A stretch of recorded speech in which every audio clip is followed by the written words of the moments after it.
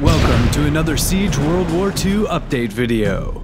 Once again, we're eager to bring you a new update as we continue to expand your battlefield options. In this video, we'll be showcasing 2 new cards, a battlefield makeover, clan management improvements, the end of season screens, as well as some exciting balance changes we believe will enhance the tactical gameplay of Siege World War II. First up, coming out of the Prestige tier preview status and into the general release, we've got the Super Heavy Tank. Aw yeah! Covered in previous updates, the SHT is a 7-cost heroic troop card, now available in Tier 9. New for this season, the Mini Tank enters the exclusivity of Prestige tier preview. The Mini Tank is a 2-cost common troop card. It's a high-speed armored tank equipped with dual machine guns that deal persistent line damage.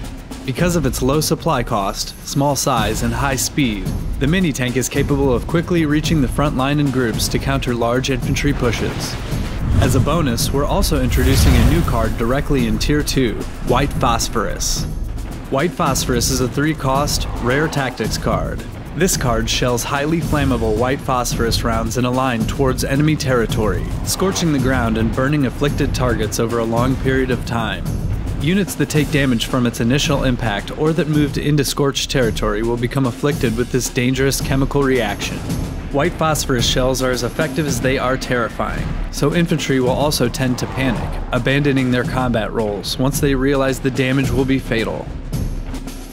This update also introduces many important balance enhancements. We're always looking to promote more exciting battles, while amplifying the tactical depth of the game.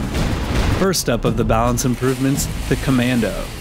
We didn't feel Commandos were unbalanced, but we also didn't feel that being able to take a hailstorm of tank shells and deal virtually no damage with their machine guns were lining up with their role as an infantry unit.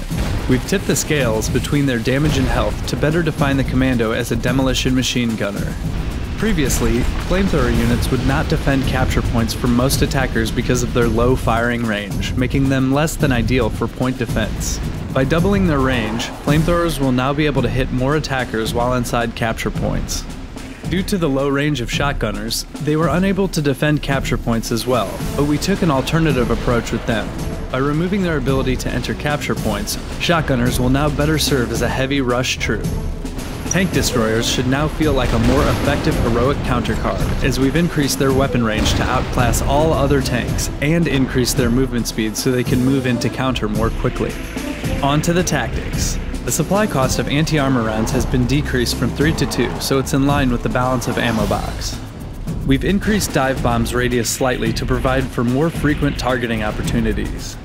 Capture points with added armor, such as that from the Fortify tactic, now protect stationed units from all damage until the armor on the capture point is removed.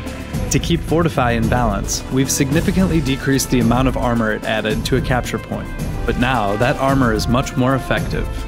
Radio operators still felt a bit too powerful last season, especially with multiple of them out on the field at the same time, so we've increased the time in between their airstrike calls. Also, the speed of their Jeep transport is slower and they take longer to exit the vehicle, allowing for more direct attack counter opportunities. And finally, we felt strafing runs machine guns were too effective against all unit types and have reduced the building damage to increase infantry damage so that it serves primarily as a backline infantry counter. Aside from added destructibility to other battlefields, we've given France some special treatment this season, visually enhancing its entire composition. You can now automatically kick inactive players from your clan by setting a timer during clan creation in your clan settings. Last but not least, we've added a brand new season recap screen where you can view all the highlights from the previous season, collect your prestige chest, and view new content being added to the game this season.